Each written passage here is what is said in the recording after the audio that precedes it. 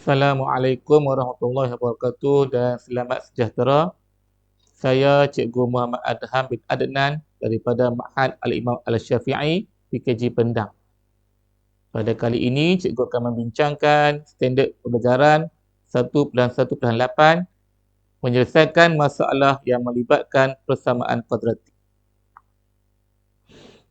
Objektif pembelajaran, pada akhir PDP ini, murid akan dapat menjawab soalan menyelesaikan masalah yang melibatkan persamaan kuadratik.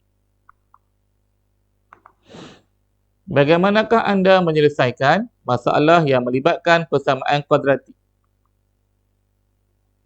Mari kita lihat contoh 10. Joseph ingin membuat rangka sebuah kotak berbentuk kuboid dengan menggunakan rod kayu. Harga rod kayu ialah RM5 per meter. Tapak kuboid tersebut berbentuk segi empat sama.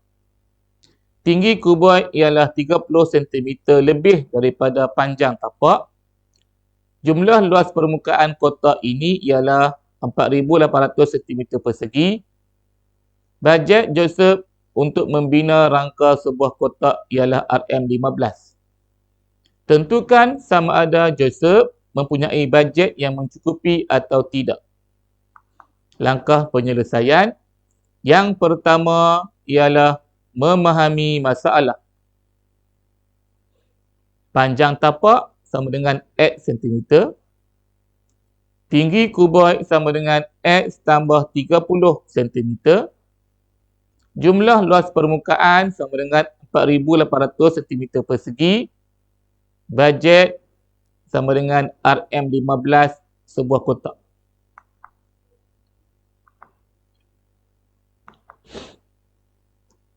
Langkah yang kedua iaitu merancang strategi. Strategi pertama, tentukan ungkapan luas permukaan kuboid. Yang kedua, bentuk persamaan kuadratik. Yang ketiga, selesaikan persamaan kuadratik berkenaan. Dan yang keempat, tentukan ukuran kotak dan bajet. Langkah yang ketiga ialah melaksanakan strategi.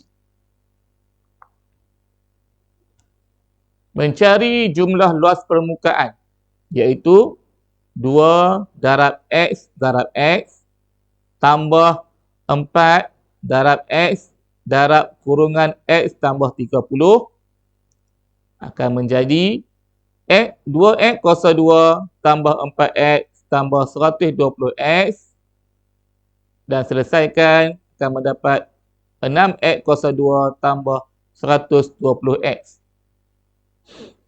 Seterusnya, jadikan persamaan kuadratik bentuk am, iaitu 6X kuasa 2 tambah 120X sama dengan 4,800. Pindahkan 4,800 menjadi 6X kuasa 2 tambah 120X tolak 4,800 sama dengan 0. Permudahkan persamaan kuadratik tersebut menjadi X kuasa 2 tambah 20X tolak 800 sama dengan 0.